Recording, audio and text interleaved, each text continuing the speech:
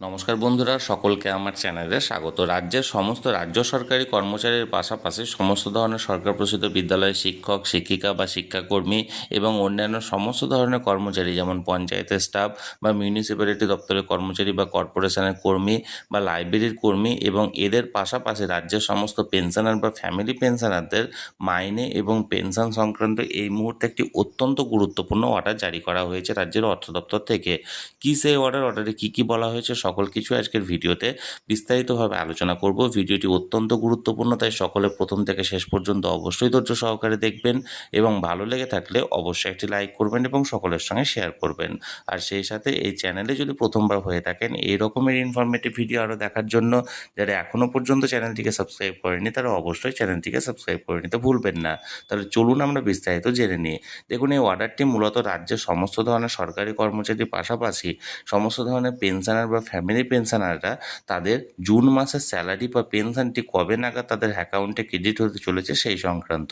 তাহলে চলুন এই অর্ডার অনুযায়ী আমরা এক এক করে জেনে নিই যে রাজ্যের সমস্ত সরকারি কর্মচারী এবং পেনশনাররা কবে নাগাদ তাদের জুন মাসের স্যালারি বা পেনশনটি হাতে পেতে চলেছেন। প্রথমে আমরা জানবো রাজ্যের সমস্ত রাজ্য সরকারি কর্মচারীর ব্যাপারে। রাজ্যের সমস্ত রাজ্য সরকারি কর্মচারীরা তাদের জুন মাসের স্যালারিটি পেতে চলেছেন আগামী 29শে জুন সোমবারের দিন, অর্থাৎ আগামী 29শে জুন সোমবারের দিনই তাদের অ্যাকাউন্টে ক্রেডিট হয়ে যাবে তাদের জুন মাসের স্যালারিটি। এবার আমরা জানবো রাজ্যের সমস্ত সরকার প্রসূত বিদ্যালয়ের শিক্ষক, শিক্ষিকা এবং শিক্ষাকর্মীর ব্যাপারে। এই সমস্ত শিক্ষক, শিক্ষিকা বা শিক্ষাকর্মীদের অ্যাকাউন্টে তাদের জুন মাসের স্যালারিটি ক্রেডিট হতে চলেছে আগামী 30শে জুন মঙ্গলবারের দিন। এবং এদের পাশাপাশি রাজ্যের যে সমস্ত অন্যান্য দপ্তরের কর্মচারীরা আছেন, যেমন পঞ্চায়েতের কর্মী বা মিউনিসিপ্যালিটি দপ্তরের কর্মচারী বা কর্পোরেশনের কর্মী বা লাইব্রেরি দপ্তরের কর্মচারী ইত্যাদি অন্যান্য সমস্ত দপ্তরের কর্মচারীদের জন্য তাদেরও জুন মাসের স্যালারিটি ক্রেডিট হতে চলেছে আগামী 30শে জুন মঙ্গলবারের দিন। এবার রাজ্যের যে সমস্ত পেনশনার বা ফ্যামিলি পেনশনাররা আছে তাদের ব্যাপারে জানবো।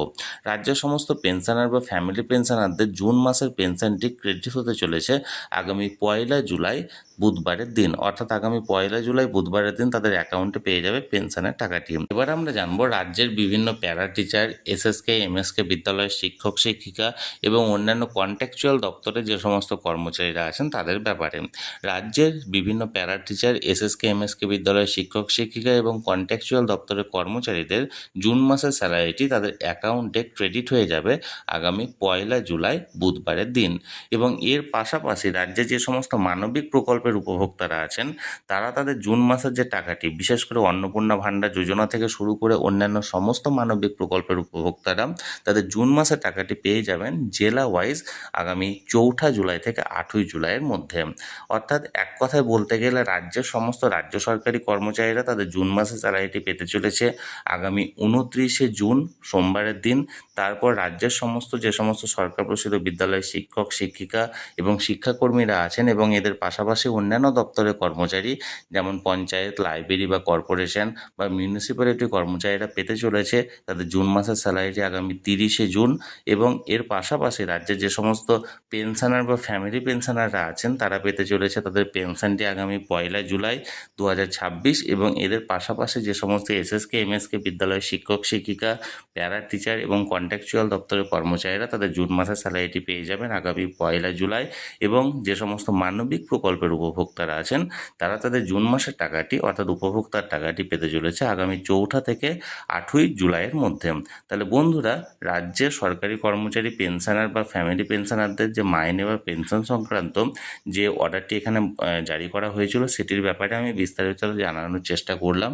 এই নিয়ে যদি আপনাদের কোনো প্রশ্ন থাকে অবশ্যই কমেন্ট করুন, আর ভিডিওটি ভালো লেগে থাকলে অবশ্যই একটি লাইক করুন এবং সকলের সঙ্গে শেয়ার করুন।